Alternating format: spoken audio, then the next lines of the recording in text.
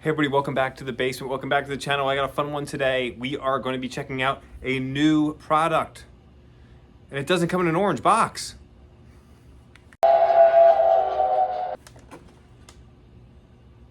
So, as you know, some new products from MTH were just recently delivered, specifically the 0880 Angus, which you see behind me. Now, this is an engine that I've had.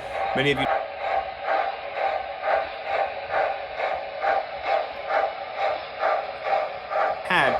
of you know I picked this engine up a year ago, February, from a collection that Toy Trains and Collectibles down in Manassas, Virginia had picked up. And this was from their 2011 release. It was a set that came with some coal hoppers and a caboose as well. And this does have Proto Sound 3, and it was like my white whale engine that I finally was able to get in my collection, and I was so excited to be able to have it. And then I picked up the triplex just recently, so now we can actually double head those engines, which is super, super cool. So what else could I possibly need beyond that?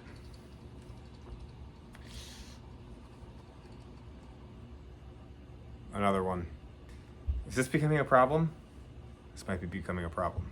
Now, there are a few differences between the model over my left shoulder and the model over my right shoulder. They're both Proto Sound 3, but this one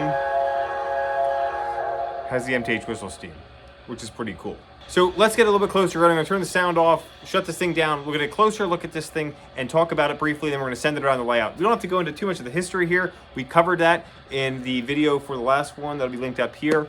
So we can kind of just get right to the features, and we're going to compare the old one with the new one. And then you can make up your mind of which one's best. And it's pretty close, to be honest with you, but that whistle steam is pretty cool. Let's get a closer look. All right, so let's jump right into this one. So as I mentioned, we covered a lot of history in the last one, but this model from MTH was cataloged in 2022 and delivered here in the end of March 2023. It is now April, just the beginning of April 2023, and I've gotten mine delivered here. Now, it hasn't been released since 2011. The previous release did have Proto Sound 3. This also has Proto Sound 3 on board. The one difference that this thing has is the quillable steam whistle. So the previous model had a quillable whistle, but did not have the whistle steam effect like we're beginning to see on a lot more of these MTH steam locomotives. The really neat thing about MTH's whistle steam is it comes right out of that whistle tube, where Lionel's is typically a hole underneath the whistle where the steam blows out.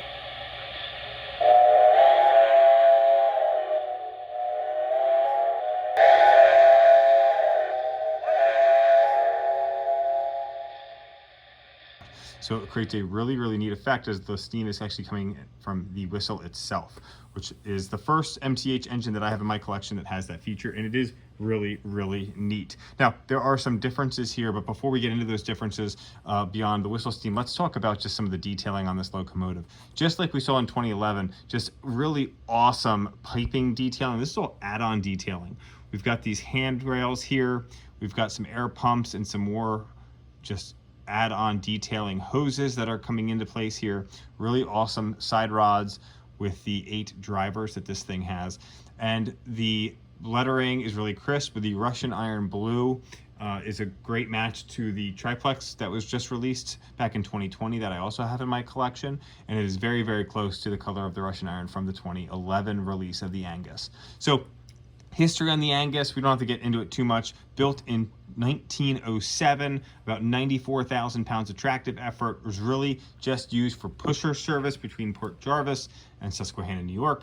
And so we see a dummy O-gauge coupler there on the front of this thing if I shift the camera, because this thing would be doing a lot of pushing work. So it's not uncommon for it to be behind a long coal train, providing some support for the lead locomotive.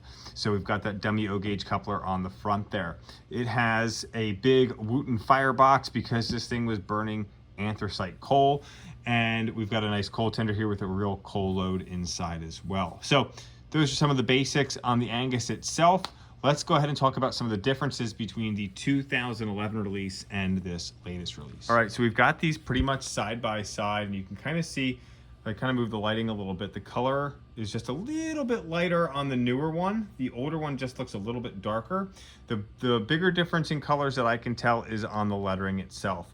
Now, other than paint colors, because sometimes in this O-gauge hobby, we tend to get stuck on paint colors, and these are so close that we're not going to get too much into it, but the lettering here is just a little bit lighter. This yellow just seems a little bit lighter. It's also a smaller font than we saw in the 2011 release, and we'll get it close in on each of those here for you to see. The other difference that I see on these is the L1 on the cab of the newer version that's in the foreground here is just L1, which is the designation of this locomotive. In the 2011 release, it was L-1. So some differences there. There's also only one builder's plate on each side of the smoke box on the newer version, where the older version had 2 builder's plates on it.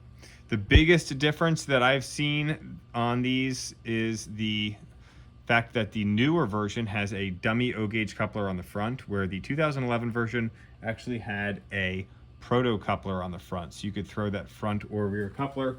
So kind of a bummer that they didn't keep that on the new one. You obviously sacrifice the proto coupler for the whistle steam, so maybe it's a fair trade. The previous version, as you can see from this side shot here, also had darkened side rods, where these side rods on this newer version are obviously not darkened. So that is another change from the previous release.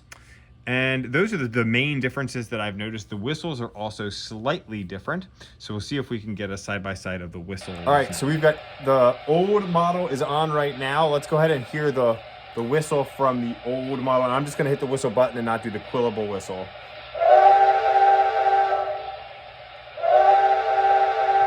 All right, okay.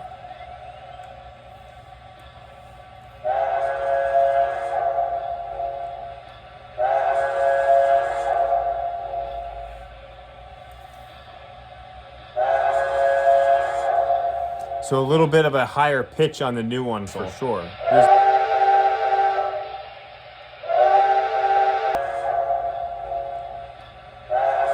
So there you have it, the Battle of the Anguses. Which one do you think is king? Now, the newer ones, MSRP for $1599.95. So they're quite a bit more expensive than the predecessors from 2011, but that was 12 years ago. So what do you expect? But we do still have that PS3 technology, which is really nice, and the whistle steam is super cool to have. Now, leave me a comment. What are your thoughts? Which one do you like better? And what would you like to see done with one of these to just make it that much better? I mean, it's really cool to have the whistle steam on it. What would be another cool feature that you would have if you could have it your way on an Angus like this? Now, they did release 2 road numbers of the Russian Iron Blue. I believe it was 2600, which is the one that I have behind me, and 2602. And then 2601 was just a black boiler version as well. I believe that's how they did it. I know there's 2 Russian irons and 1 black boiler option that MTH released. So you could get 3 of these if you really wanted to and run them together. Both the ones that I have here are both number 2600. So it's easy for us to do a side-by-side comparison. So let's go ahead and send this around the layout with some Erie coal hoppers and the bobber caboose. And again, leave me a comment. What are your thoughts? What do you think about this? There's the call boy with our orders.